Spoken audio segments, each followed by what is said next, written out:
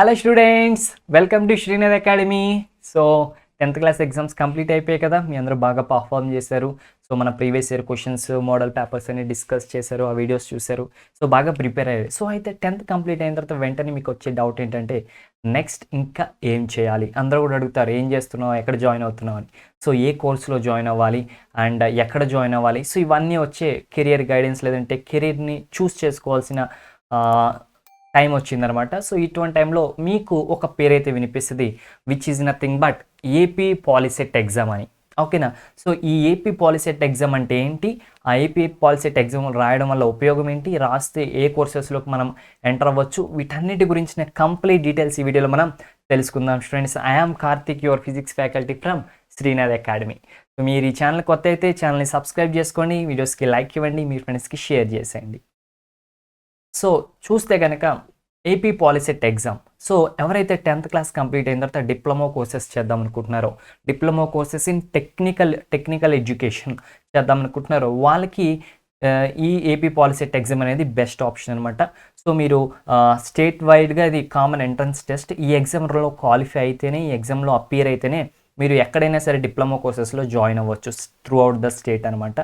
So మనకి ఈ exam ద్వారా మనకి వచ్చే కోర్సెస్ ఆఫర్స్ ఏంటంటే కనుక mechanical, electrical, electronics, civil, chemical, computer science, ఇలా డిఫరెంట్ టెక్నికల్ ఎడ్యుకేషన్ డిప్లొమా కోర్సెస్లో మనం జాయిన్ అవ్వచ్చు.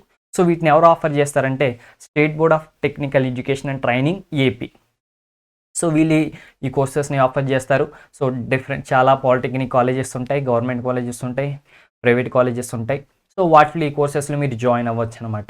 ఓకేనా స్టూడెంట్స్? సో ఎగ్జామ్ రాయడం, ఎగ్జామ్ తర్వాత కౌన్సిలింగ్, ఎగ్జామ్ రిజల్ట్స్ రిలీజ్ చేస్తారు, కౌన్సిలింగ్ ఉంటుంది, వెబ్ ఆప్షన్స్ పెట్టుకోవడం.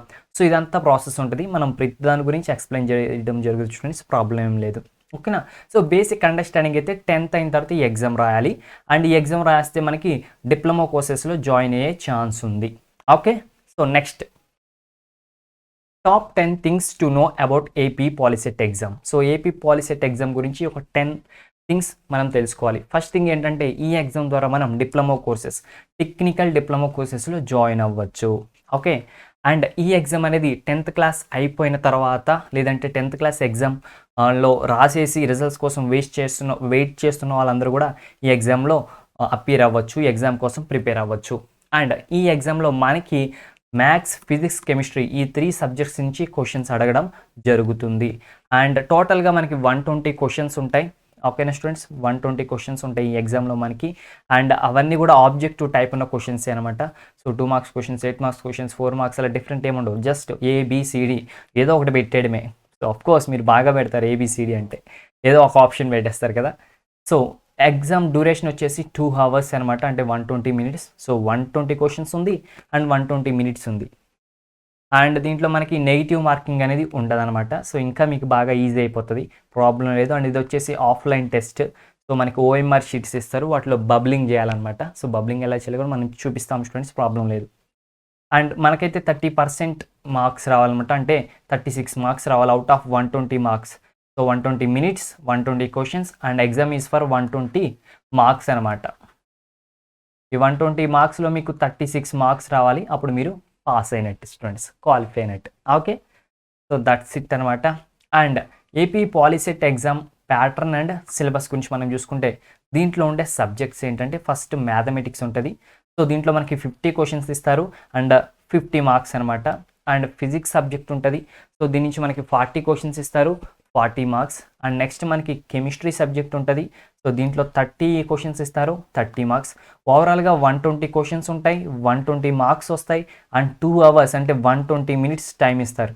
సో అంతా కూడా ఏంటి 120, 120, 120 అనమాట స్టూడెంట్స్. ఓకేనా? సో ఇది ఎగ్జామ్ యొక్క ప్యాటర్న్, మనకు ఉండే సబ్జెక్ట్స్, వాటికి వచ్చే మార్క్స్ అనమాట.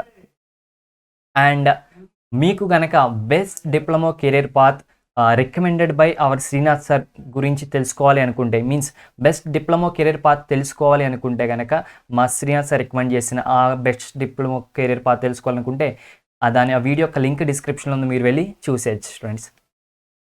అండ్ పాలిసెట్ ప్రిపరేషన్ ప్లాన్కి వచ్చేసి ఫస్ట్ మీరు ప్రిపేర్ అవ్వాలనుకున్న వాళ్ళు ఫస్ట్ 10th క్లాస్ సంబంధించిన ఫుల్ చాప్టర్ వీడియోస్ మన ఛానల్లో అవైలబుల్గా ఉన్నాయి, అవి చూడండి, మీకు కాన్సెప్చువల్ నాలెడ్జ్ వస్తుంది.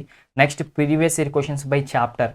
సో చాప్టర్ బై చాప్టర్ ఉన్న ప్రీవియస్ ఇయర్ క్వశ్చన్స్ అన్ని కూడా మీరు జాగ్రత్తగా మన వీడియోస్ అవైలబుల్గా ఉన్నాయి, వాటిలో చూడండి, చూసి ప్రాక్టీస్ చేయండి.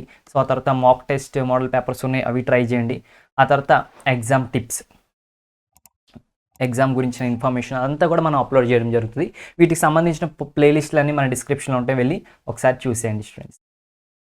అండ్ ఈ ఛానల్లో మనకి 6th క్లాస్ నుంచి 12th క్లాస్ వరకు అన్ని సబ్జెక్ట్స్కి సంబంధించిన అన్ని full chapter videos, previous year questions, EAMCET, IIT, NEET, so everything 100% ఫ్రీగా ప్రొవైడ్ చేయడం జరుగుతుంది. సో వీడియోస్ని లైక్ చేయండి, మీ ఫ్రెండ్స్కి షేర్ చేయండి, ఛానల్ని సబ్స్క్రైబ్ చేసుకోండి. All the best for your POLYCET examinations. By by students.